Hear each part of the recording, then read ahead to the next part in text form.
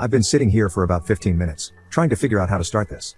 My head is spinning, and my thoughts are all over the place. For context, I, 21M, have been dating my girlfriend, Sarah, 20F, for just under 2 years now, and she has a close friend, John, whom she's known since childhood. I never really liked John. He was always a little creepy. He blatantly flirted with Sarah throughout our relationship and made occasional passes that made me uncomfortable. So, cut to about 2 weeks ago, Sarah and I were invited to a party by a mutual friend, but I had a workshop for work that night, so I couldn't attend, and given the current circumstances, I wasn't inclined to go anyway. I didn't want Sarah to go either, but she was very adamant, and I guess I just didn't want an argument, so I said fine. Later that day, we ran into John, and he mentioned the same party, asking if we had been invited as well. My girlfriend told him she was going, but I wasn't, and he got this weird smile on his face and said something along the lines of, "Well, if you're going, I guess I have to go." Just something about his smile and the way he said that really rubbed me the wrong way. Plus, I didn't want to be possessive, but the idea of both of them being together all night at a party did not sit well with me. After we got back to our apartment, I told her, a bit more firmly this time, that I'm not comfortable with her going to the party, especially with him there. She told me I was overreacting and shut down the conversation at that. I'm sure most of you can figure out where this is going. I went to the workshop, and she went to the party. It got to be around 2 a.m., and she hadn't gotten home, nor was she answering my calls. Naturally, I was incredibly worried. About an hour later, one of her friends called me and told me she was found unconscious at the party and had been driven to the hospital.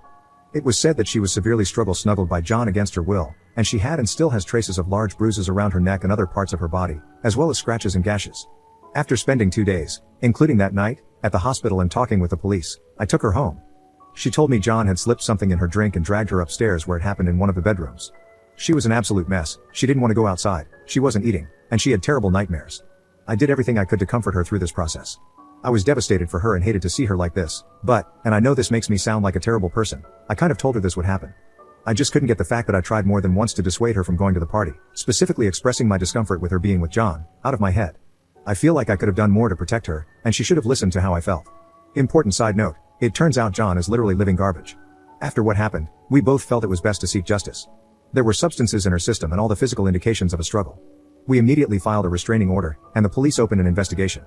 Within a week after the news had gotten around, 2 other girls came forward with similar encounters with John, so the guy is basically a serial struggle snuggler. Cut to now, my girlfriend is still in no better shape than she was 2 weeks ago. She gets panic attacks out of nowhere, has lost about 15 pounds, and absolutely refuses to leave our apartment, even to seek therapy.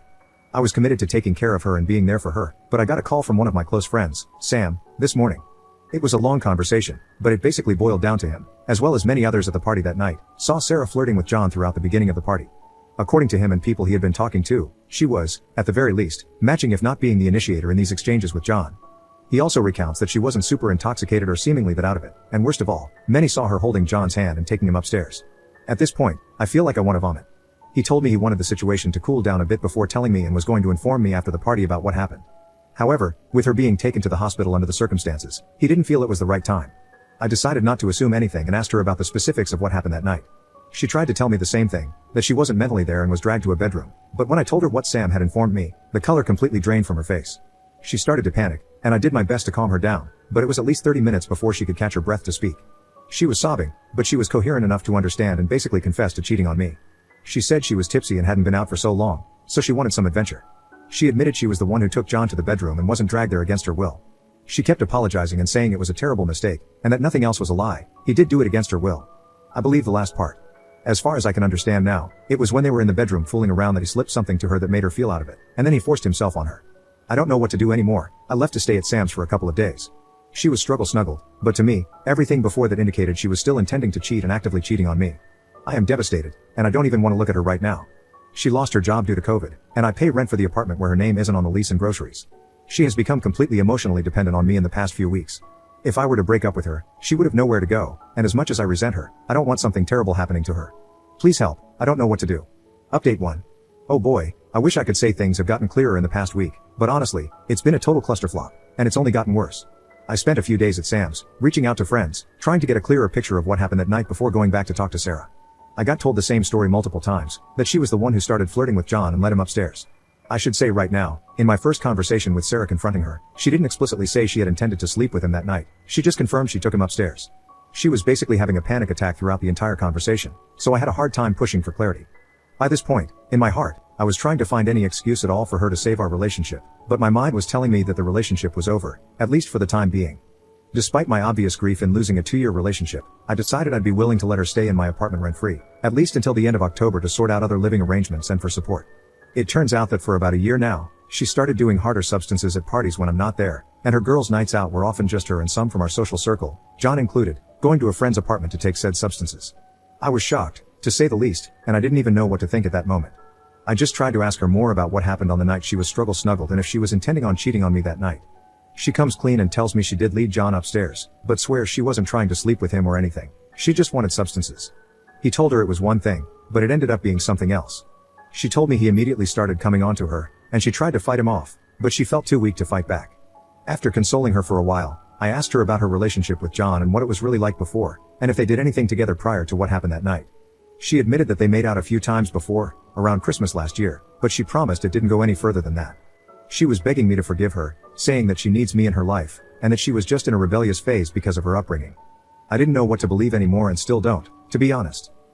I was completely overwhelmed by everything, so I told her I needed to clear my head and left again. I talked to some of my friends she said she was doing substances with, and they confirmed everything. I was pretty upset with them for hiding it from me, but they told me she basically forced them to keep it a secret from me. It feels like so much of my relationship was a lie. She wasn't the person I thought she was, and she lied constantly for who knows how long. At this point, my mind is basically made up, so I call her and tell her it's over, but she can stay at my apartment until the end of October only if she finds a therapist and gets help during that time. She basically loses it during the call, but my mind is made up, so I just say I'll be staying at Sam's for a while and hang up. I wish that was the last of what happened, but literally a day after that, I start getting spammed with hate messages and calls from friends, relatives, and people I don't even know. Turns out she's posted all over social media about how I was breaking up with her because she was snuggled, and kicking her out with nowhere to go in these COVID times. She also wrote that I've been emotionally abusing her after what happened, victim blaming her, and stopping her from getting a therapist. I'm completely lost, furious, heartbroken, I can't even describe all the emotions I felt. I called her again that night and told her she has 2 weeks to move out now, and I don't want to hear from her again. I had to spend the past week playing damage control, trying to clear my name on social media, and calling friends and family. I was ostracized by coworkers, though luckily my boss was on my side. I was getting constant unalive threats, and my life basically fell apart. Sam, thankfully, was completely understanding throughout all of this, and said I could stay at his place until Sarah moved out. She's moving out on Friday, but I don't want to go back to that apartment anymore. I've had to cut out several friends, and my reputation is now in the garbage. I lost the first and only person I've ever loved. I don't know anymore. I low-key want to unalive, but I'll find a therapist sooner or later. I just feel numb to everything. I don't even know if I'm right or wrong in this situation anymore.